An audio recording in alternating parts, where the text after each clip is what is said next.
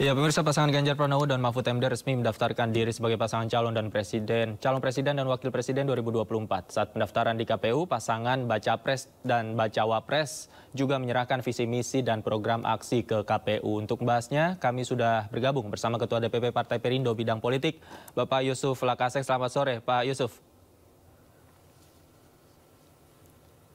Baik. Dan juga kita sudah terhubung dengan Adi Praitno. Mas Adi, selamat sore. Selamat sore. Oke, saya pertama ke Pak Yusuf terlebih dahulu. Pak Yusuf, ketika melihat tadi iring-iringan, kemudian Pak Ganjar Pranowo, kemudian Pak Mahfud MD datang ke KPU, ini banyak simbol-simbol yang tadi diutarakan atau ditunjukkan oleh kedua pasangan ini, seperti mobil Cadillac yang pernah dipakai oleh Bung Karno, kemudian juga para pendukung yang rela antri di KPU. Anda melihat pendaftaran ini seperti apa, Pak Yusuf? Ya, pendaftaran ini penuh simbolik ya. Yang pertama adalah setelah deklarasi Pak Mahfud, langsung malamnya deklarasi pasangan di Gedung Arsip Nasional. Kemudian pagi atau siang ini langsung daftar ke KPU. Orang bertanya, kok seperti berkejaran dengan sesuatu gitu. Nah, ini pasangan ini sedang mensimbolkan bahwa mereka kan ingin bekerja cepat, bergerak cepat untuk membangun Indonesia. Jadi kalau bisa diselesaikan pekerjaannya hari ini, kenapa harus ditunda besok gitu ya? Nah, begitu juga soal pendaftaran ini. Kalau sudah bisa mendaftar, wapresnya sudah ada, kan sebelumnya selalu bertanya-tanya banyak pihak, siapa wapresnya? Ketika wapresnya diputuskan, maka sudah berpasangan, administrasinya sudah lengkap, maka didaftarkanlah ke KPU. Hari ini pendaftarannya memang sangat meriah sekali. Kebetulan saya juga ikut ada di tengah-tengah banyak orang mengantarkan pasangan ini ke KPU, dan secara tadi naik mobil yang pernah dipakai oleh Presiden Soekarno. Saya kira simbolnya jelas bahwa pasangan ini membawa ideologi Soekarnois. Dalam hal membangun Indonesia tentu kita kenal dengan trisaktinya Soekarno kan, terutama dalam soal ekonomi. Ganjar itu sangat kuat sekali pesannya adalah membangun ekonomi Indonesia yang berdikari. Saya kira itu ya, Mas ya.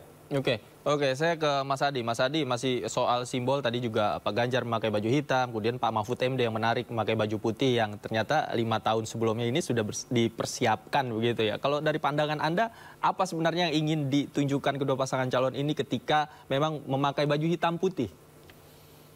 Ya, ini paduan yang saling melengkapi lah ya. Kalau kita mau menafsirkan warna yang ada putih dan hitam itu kan warna netral. Dan sebenarnya dua warna ini selain melengkapi tentu bisa masuk ke semua kalangan. Kalau kita pakai baju putih, mau kombinasi dengan hitam, dengan merah, hijau itu lebih selaras kelihatannya. Begitupun dengan hitam. Dulu memang kalau hitam itu konotasinya agak negatif. Tapi belakangan hitam itu berkonotasi sangat eksotis. Bahkan kalau kita mempelajari studi-studi kebudayaan, warna hitam itu identik dengan kedisiplinan, ketegasan, dan dia punya prinsip apa yang disebut dengan tegak lurus ya. Mungkin Ganjar ketika pakai baju hitam ingin menegaskan itu. Bagi saya apapun yang dipakai oleh Pak Ganjar ataupun Pak Mahfud per hari ini tidak terlampau penting ya pesan politiknya. Satu hal yang menurut saya menarik adalah ketika Mahfud MD itu segera diumumkan sebagai pendamping Ganjar, itu mendapatkan respon yang cukup luar biasa. Itu resultante dan respon publik cukup luar biasa. Bahkan sampai hari ini kan tetap menjadi pembicaraan publik, trending. Ini seakan-akan menjadi antitesa bahwa di tengah kesemrautan, di tengah viralnya terkait dengan putusan Mahkamah Konstitusi yang dinilai hanya sekedar untuk menguntungkan kepentingan politik tertentu, seakan-akan dijawab dengan munculnya Mahfud MD versi yang lain, bahwa MK itu ada versi yang lain, yaitu versinya Mahfud MD yang memang selama ini memiliki track record yang cukup bagus. Itu pesan politik yang cukup nyata. Yang kedua, kalau bicara tentang Pak Mahfud MD tentu bukan hanya soal elektabilitas dan popularitas, tapi sosok ini kan menegaskan satu hal, yaitu memiliki kapasitas, kompetensi, dan integritas moral. Pak Mahfud itu tidak pernah cawe-cawe dan nyaris tidak pernah punya celah apapun ketika menjadi pemimpin, baik di eksekutif, yudikatif, ataupun di legislatif. Nah, pesan politik ini sebenarnya cukup kuat ya ketika Mahfud itu diumumkan, terlepas hari ini Mahfud pakai putih, kemudian Ganjar itu hitam, Tapi sebenarnya yang lebih kuat adalah terletak pada kombinasi dari kedua sosok ini. Mahfud itu dianggap mewakili kelompok nasionalis, maksud saya kelompok Islam, sementara Ganjar dianggap mewakili kelompok nasionalis.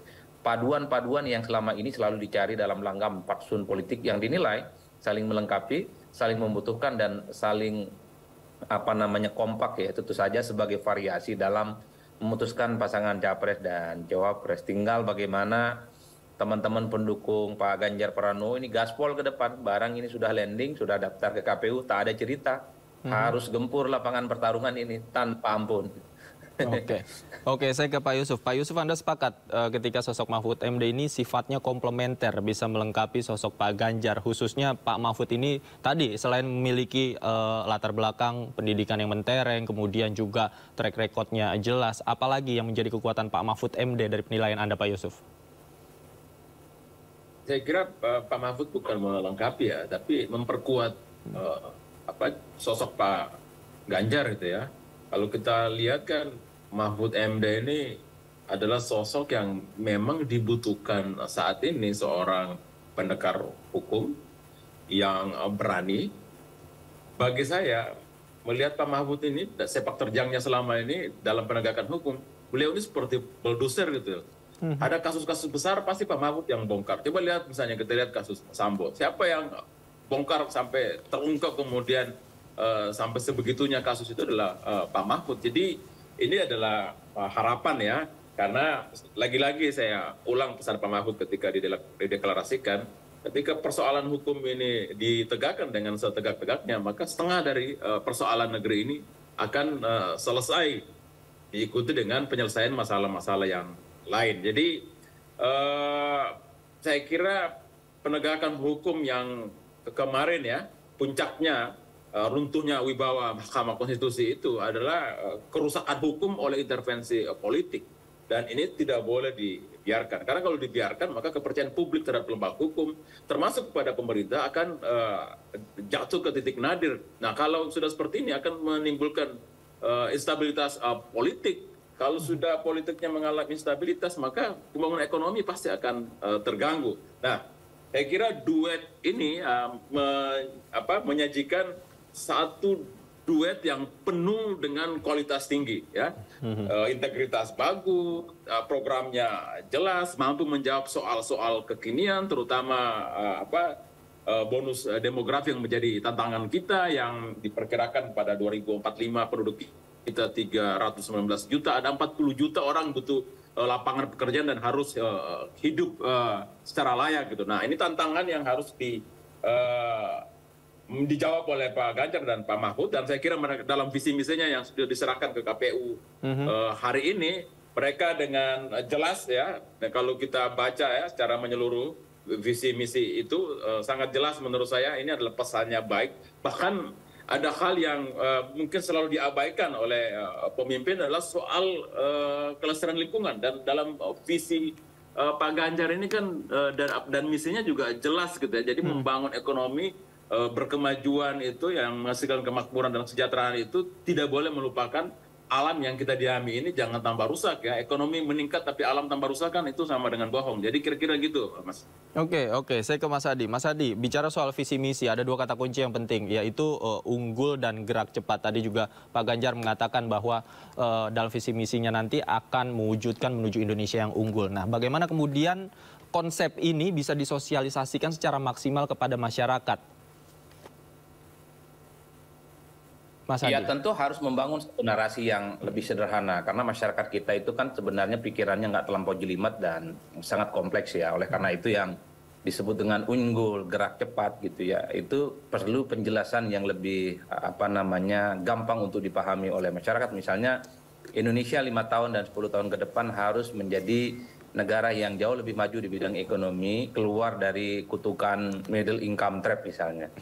Itu menarik sebagai sebuah positioning untuk menyampaikan pesan-pesan yang sederhana. Di tengah rendahnya literasi masyarakat, seringkali narasi-narasi besar yang cukup bagus dan substantif itu gagal ditangkap karena penyampaian pesannya itu kadang tidak detail dan sederhana. Ganjar itu punya modal yang cukup bagus.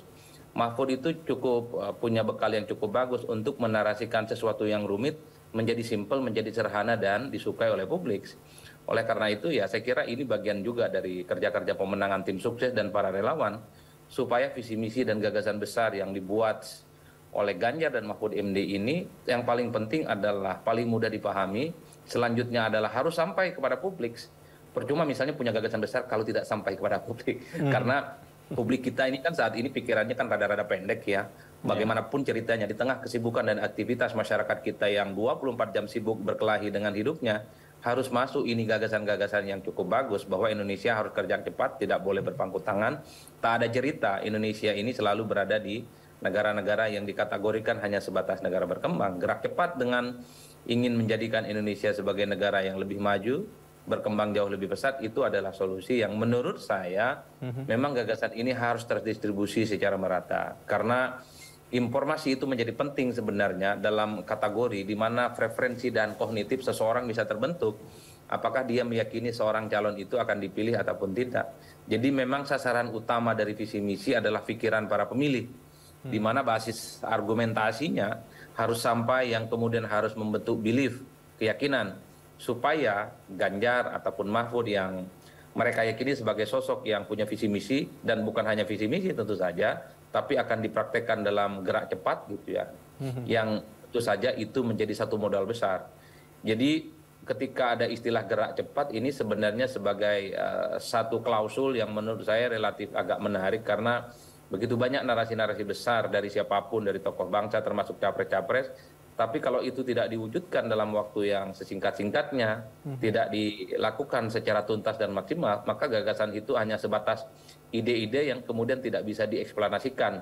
Ide tanpa kaki, ide tanpa diwujudkan, itu hanyalah utopis, kata Karl Marx. Jadi percuma. Yang pertama itu adalah bagaimana bukti nyata dari sesuatu yang kita pikirkan. Kalau hanya pikiran, tidak jadi barang, tidak jadi kerjaan, tidak jadi momentum, itu sama halnya kita itu hanya bermimpi, tapi tidak pernah melihat realitas yang sesungguhnya. Oke, saya ke Pak Yusuf kembali. Pak Yusuf, bagaimana kemudian Perindo dan teman-teman partai pengusung Ganjar Mahfud ini membumikan konsep-konsep dalam visi misi Ganjar dan Mahfud MD ini? Ya, visi misi itu penting ya, dan saya kira Pak Ganjar dan Pak Mahfud adalah orang yang paling artikulatif menyampaikan visi dan misi mereka, dan mudah dimengerti, dan yang paling penting sebenarnya adalah kan visi misi ini bisa dibuat sebagus mungkin, bisa dibuatin oleh orang-orang pinter, tapi yang tidak bisa dibohongi adalah rekam jejak ya. Nah, kedua pasangan ini menyajikan satu rekam jejak yang sangat baik. Masa lalunya, track recordnya itu dijamin sangat baik, berprestasi ya, selama mereka memegang jabatan publik tidak ada masalah. Ini adalah orang-orang yang bersih, lurus, dan berani. Di tengah bangsa yang masalahnya banyak seperti ini, kita butuh orang yang bersih, lurus, dan berani. Karena jika mereka memiliki 3 modal yang saya bilang tadi, bersih, lurus, dan berani, kita bisa harapkan mereka akan menerabas semua soal-soal yang menyebabkan hambatan-hambatan kemajuan itu terjadi. Jadi memang ini dua pasangan yang sangat layak jual ya. Jadi tidak akan sulit untuk menjual mereka karena mereka adalah figur yang sudah dikenal, prestasinya, integritasnya, track recordnya. Jadi saya kira kita di partai-partai pendukung di tim pemenangan Ganjar optimis pasangannya adalah pasangan yang bisa memenangkan kontestasi. Oke, Mas Adi, jadi setelah mendaftarkan diri ke KPU, apa yang harus dilakukan oleh tim pemenangan dan pasangan ini agar tidak kehilangan momentum dan bisa memanfaatkan waktu secara maksimal? Ya saya kira nggak ada cerita, harus gerak cepat, bekerja, sosialisasi, mengonsolidasi dukungan politik, terutama hal-hal yang belum maksimal ya. Misalnya secara teritori, bagaimana Banten, kemudian Jawa Barat dan Jakarta kembali dalam tanda kutip digempur gitu untuk meningkatkan kekuatan politik pasangan Ganjar dan Mahfud MD. Pada level narasi tentu harus ada isu-isu yang sebenarnya menjadi satu tagline yang paling mungkin diingat sebagai identifikasi bahwa itu adalah gagasan besarnya Ganjar dan Mahfud MD. Dua hal ini yang saya kira memang tak ada pilihan lagi, yaitu serangan udara dan serangan darat kalau kita menyebutnya. Opini dan diskursus itu penting, tapi pada saat yang bersamaan kerja-kerja lapangan itu juga tak kalah jauh pentingnya. Jadi kombinasi dari dua kekuatan dan narasi politik ini yang saya kira penting ketika Ganjar dan Mahfud secara definitif sudah mendaftarkan ke KPU, tinggal menunggu waktu diumumkan secara sah dan resmi sebagai kandidat pasangan capres dan cawapres yang bersiap untuk bertanding di Pilpres 2024 yang akan datang. Kerja, dan membangun narasi adalah kunci untuk memenangkan pertarungan di 2024. Mahfud dan Ganjar saya kira punya modal itu semua. Oke, yang menarik tadi Anda katakan bahwa pertarungan khususnya terjadi di teritori Jawa Barat, Jakarta, dan Banten. Apakah memang medan pertarungan ini menjadi tantangan tersendiri bagi pasangan ini, Mas Adi? Ya, ini hanya sejumlah contoh wilayah di mana misalnya Ganjar dan Mahfud belum kelihatan kuat secara maksimal. Jadi di 6 bulan tersisa menuju pencoblosan itu supaya maksimal tentu butuh kerja-kerja yang jauh lebih konkret ya, turun ke masyarakat meyakinkan mereka bahwa pasangan Ganjar dan Mahfud adalah solusi atas perubahan dan perbaikan di negara ini. Elektabilitas Ganjar misalnya di Jakarta, di Jawa Barat ataupun Banten itu muncul secara signifikan, tapi memang dibandingkan dengan Jawa Tengah dan Jatim misalnya itu masih agak sedikit terpaut jauh. Kalau di Jateng misalnya Ganjar sampai hampir 70%. Nah, bagaimana ceritanya Banten, kemudian Jakarta, Jawa Barat, Sulawesi, dan Sumatera itu juga bisa mendekati angka-angka yang secara psikologi politik akan mengantarkan, akan meyakinkan bahwa pasangan Ganjar akan memenangkan satu putaran seperti yang sering kita dengar. Katanya sekalipun ada 3 poros, maka harus menang satu putaran. Kuncinya menebalkan kekuatan politik. Satu, di basis-basisnya yang selama ini kuat. Yang kedua, memkuatkan basis-basisnya yang selama ini belum kelihatan kuat secara maksimal.